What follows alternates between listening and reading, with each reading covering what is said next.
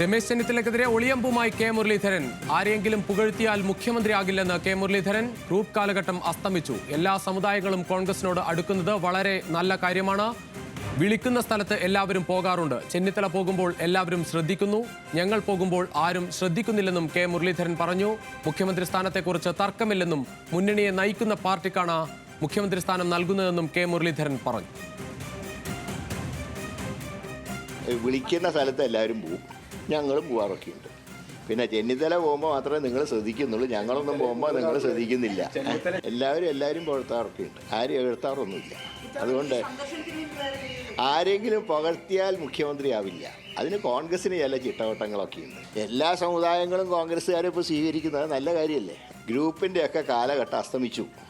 അതിനൊന്നും ഇനി പ്രസക്തിയില്ല. മുഖ്യമന്ത്രി സ്ഥാനത്തിൻ്റെ പേര് ഒരു തർക്കവും UDF ഉണ്ടാവില്ല.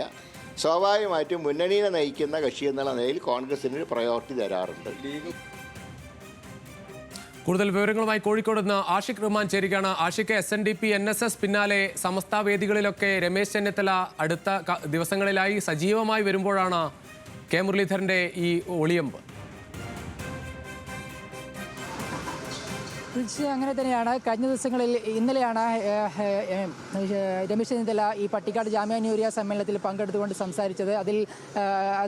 അതിന് മുമ്പ് ഈ SNDPയുടെയും NSSന്റെയും പിന്തുണയും മുഖ്യമന്ത്രി സ്ഥാനത്തേക്ക് ക്ഷമിക്കണം ഈ രമേശ് ചെന്നിത്തല കിട്ടിയിരുന്നു. അത് വരാനിരിക്കുന്ന നിയമസഭാ തെരഞ്ഞെടുപ്പിൽ രമേശ് ചെന്നിത്തലയാണ് കോൺഗ്രസിന് മുഖ്യമന്ത്രി സ്ഥാനാർത്ഥി എന്നൊരു ചർച്ചയ്ക്ക് വൈകിട്ടിരുന്നു.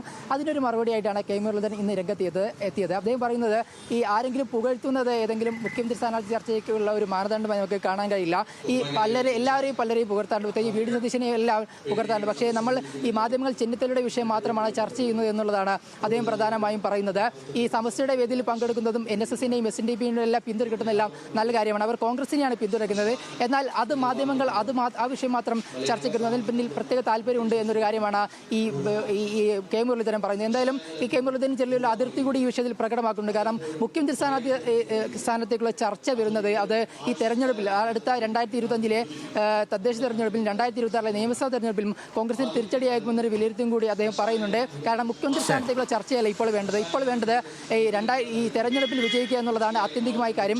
പാർട്ടി പ്രവർത്തകർക്കും അതിനാൽ ശ്രമിക്കേണ്ടത്. ഇത്തരം വിവാദങ്ങൾ സൃഷ്ടിക്കുന്നത് ഈ സർക്കാരിനെതിരായ കാര്യങ്ങളിൽ നിന്ന് ശ്രദ്ധ തിരിക്കാനുള്ള നീക്കമാണെന്നും അദ്ദേഹം പറയുന്നുണ്ട്. എന്തായാലും ഈ മുഖ്യമന്ത്രി സ്ഥാനത്തേക്കുള്ള ചർച്ചയിൽ സജീവമാകുമ്പോൾ ഈ രമേശ് ചെന്നിത്തല സമുദായ സംഘങ്ങളുടെ പിന്തുണ കൂടുതൽ ഉറപ്പിക്കുകയാണ്. അതിൽ പ്രത്യേകിച്ച് SNDPയും NSSും വലിയ രീതിയിൽ രമേശ് ചെന്നിത്തലയെ പിന്തുണയ്ക്കുന്നു. മുഖ്യമന്ത്രി സ്ഥാനത്തെക്കുറിച്ച് തർക്കമില്ലെന്നും മുന്നണിയെ നയിക്കുന്ന പാർട്ടിക്കാണ് മുഖ്യമന്ത്രി സ്ഥാനം നൽകുന്നതെന്നും കെ മുരളീധരൻ പറയുകയാണ്.